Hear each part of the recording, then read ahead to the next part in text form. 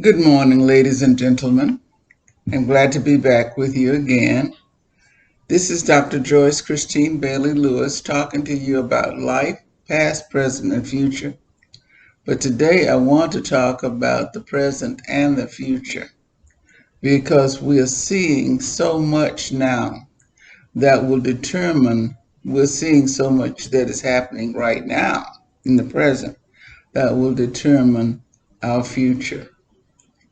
I've been listening to the presidential discussions before the conventions and, of course, now during the convention, and listening to our president say that if he does not win,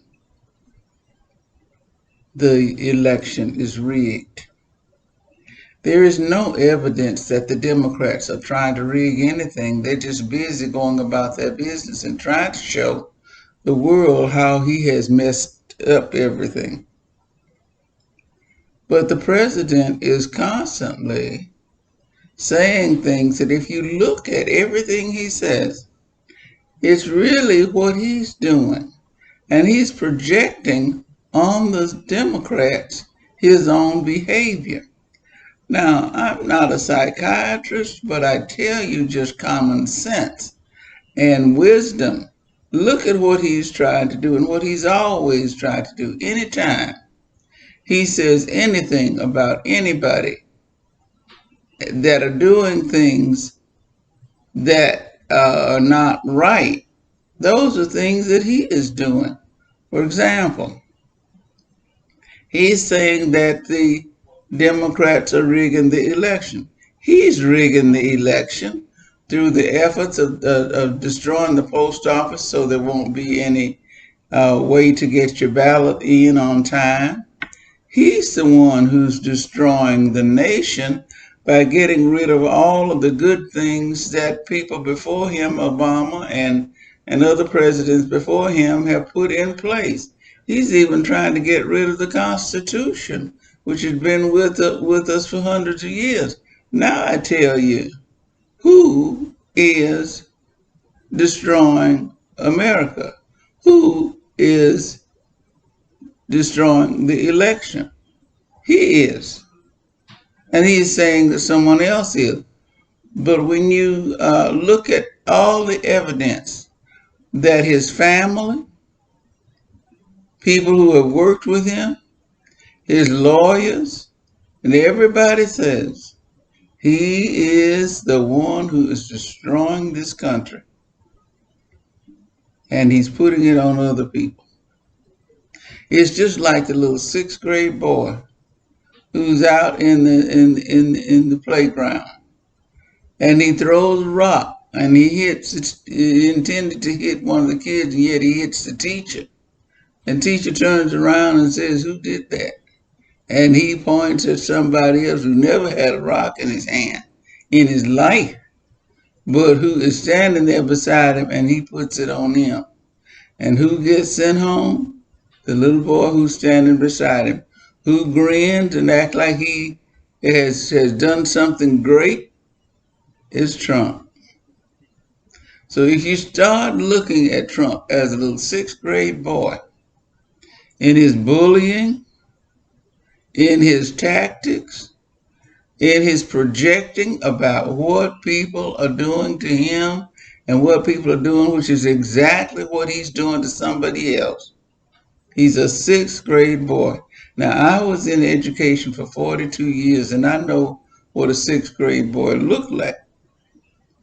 I know what a seventh grade boy looks like, and he's beginning to get ready to go to high school, and he's making a little more sense out of what he does. But that sixth grader who just came from elementary and first of all, for the first time in his life, is up there with the big boys, or think he's up there with the big boys, and trying to make his way when he doesn't know how to make his way. He doesn't have a clue about what is going on, and yet he pushes himself in and tries to make points so he'll be accepted. Well, we're not putting up with that. We're not accepting that. And we know who you are, Mr. Trump. We know exactly who you are. We've seen you before 1,000 times.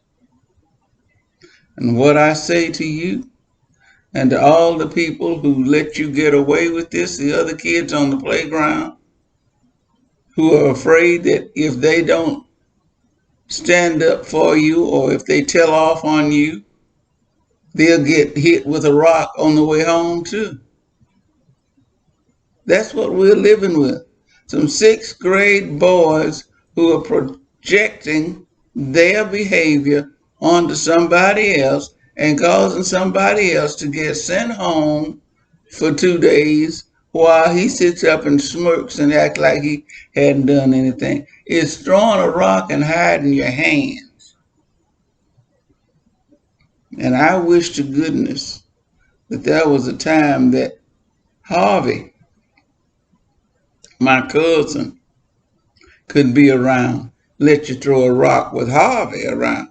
Harvey could throw rocks around corners. My father said he saw him do it. Now, if you wanted to match your rock throwing and your projecting against Harvey, and we need some Harveys right now. Now, I think Biden is probably about as close to Harvey as you can get, except for Kamala Harris. Camilla is going to throw some rocks around some corners and hit you in the head. And I expect that the world will applaud that. So, Mr. Trump, we got you. We know you. We've seen you before. And we will see you again at the ballot box.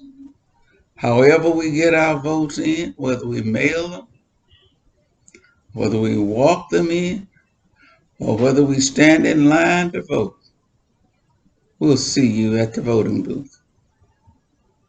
And then let's see how much you can project onto somebody else then.